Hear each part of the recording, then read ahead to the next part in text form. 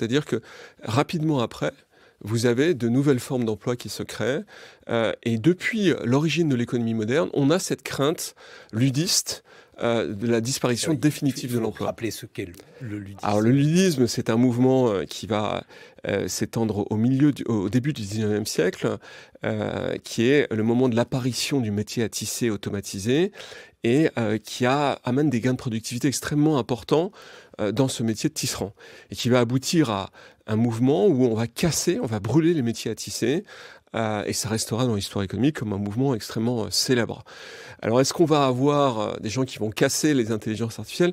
Je ne sais pas, mais je pense que c'est un moment qui est important parce qu'il va falloir organiser cette transition schumpeterienne.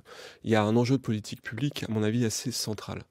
Justement, Chloé Clavel, quand on dit que l'intelligence artificielle est aujourd'hui à même de remplacer des individus. Bon, quand on prend un texte, par exemple, alors les journalistes font partie de ces professions qui aujourd'hui est considérée comme étant visée par l'intelligence artificielle. Alors, il se pourrait que pour produire effectivement un texte répétitif, comme par exemple la météo ou les cours de la bourse, ce soit envisageable. Pour le reste, est-ce qu'il est réellement impossible de distinguer un texte de bonne qualité d'un texte qui serait écrit grâce à un programme d'intelligence artificielle?